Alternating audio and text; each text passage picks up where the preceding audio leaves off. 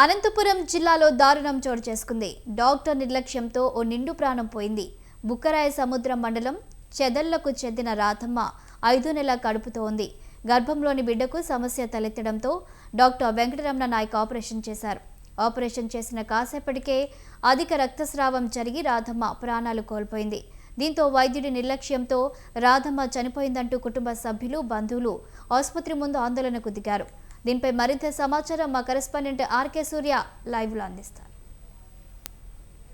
నిర్లక్ష్యం ఫలితంగా ఒక నిండు ప్రాణం అన్నది పోవడం జరిగింది.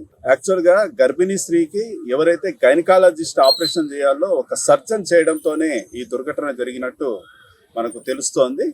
ఈ అనంతపురం జిల్లా కేంద్రంలో రైల్వే స్టేషన్ ఎదుర్కొన్న ఒక ప్రైవేట్ ఆసుపత్రిలో ఈ ఘటన జరిగింది. ఇంకా వివరాలకు వెళ్తే బుక్రాసముద్రం మండలం చేదర్ల గ్రామానికి చెందిన రాధమ్మ అనే ఒక గర్భిణికి 5 నెలల గర్భిణి ఆమె తన భర్తతో పాటు ఆమె ఆసుపత్రికి చూపించుకోవడానికి రావడం జరిగింది. అయితే ఇక్కడ ప్రభుత్వ ఆసుపత్రిలో వైద్యుడిగా పనిచేస్తున్న వెంకటరమణ నాయక్ అనే ఒక వైద్యుడు వచ్చేసి ఆమెను పరిశీలన చేసేసి భర్తకి కొన్ని మందులు తీసుకురావాలని బయటికి పంపించేసి ఆపరేషన్ చేసుకోవాలి లేదంటే ప్రమాదం అని చెప్పడం జరిగింది. దాంతో ఆ దంపతులు భయపడిపోయి ఆపరేషన్ కి అంత సందిగ్ధత వ్యక్తం చేస్తారు. ఒక 1 అవర్ లోనే ఆమెకి ఆపరేషన్ చేయడం జరిగింది. అయితే ఆమెకి ఆపరేషన్ చేసే సమయంలో అధిక రక్తం అనేది స్రావం కావడంతో ఆమె మృతి చెందింది. అయితే ఇక్కడ విషయం ఏమంటే ఒక గైనకాలజిస్ట్ చూడాలి, గైనకాలజిస్ట్ ఆపరేషన్ చేయాలి లేదా గైనకాలజిస్ట్ సమక్షంలోనే ఇదంతా జరగాల్సింది. ఒక సర్జన్ అనేది ఆపరేషన్ చేయడంతోనే ఈ దుర్ఘటన జరిగినట్టు ఆమె మృతి చెందినట్టు మనకు తెలుస్తోంది.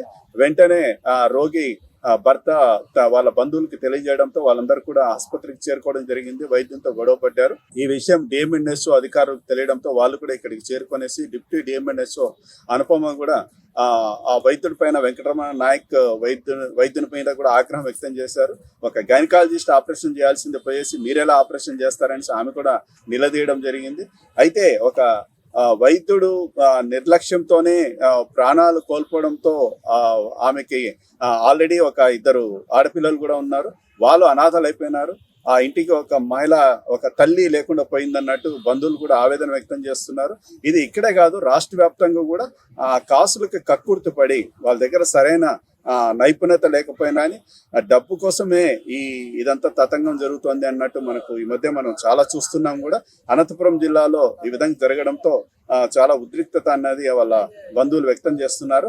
అయితే పోలీసులు కూడా రంగప్రవేశం చేసి ఆ బాధితులతో మాట్లాడడం, అదేవిధంగా వైద్యులతో మాట్లాడడం, వాళ్ళకి ఏదో నష్టపరిహారం ఇప్పిస్తామంటూ ఏదో మాట్లాడడంతో వాళ్ళు విన్నకుండిపోయినట్టు తెలుస్తుంది. అయితే గతంలో కూడా ఇదే ఆసుపత్రిలో కూడా ఒక అనంతపురం జిల్లాకు సంబంధించిన కూడేరు మండలానికి సంబంధించిన ఒక మహిళను కూడా ఇదే విధంగా ఆపరేషన్ చేయడంతో ఆమె కూడా మృతి చెందింది. అప్పట్లో ఇది జిల్లాలో కలకలం రేపింది. జిల్లా కలెక్టర్ వినోద్ కుమార్ వరకు ఈ విషయం వెళ్ళడంతో ఆయన వెంటనే స్పందించి డిఎంఎన్ఎస్ అధికారులకు ఆదేశాలు ఇవ్వడంతో ఈ ఆసుపత్రిని సీజ్ చేయడం జరిగింది.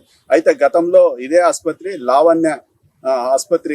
లావణ్య పేరుతో నడపడం జరిగింది. అయితే దాని తర్వాత కూడా మళ్ళీ ఇదే పేరుతో మేము రన్ చేసుకుంటాము, మాకు అనుమతులు ఇవ్వండి అనేసి వీళ్ళు వైద్య శాఖ అధికారులకు అప్లై చేసుకున్నారు. అయితే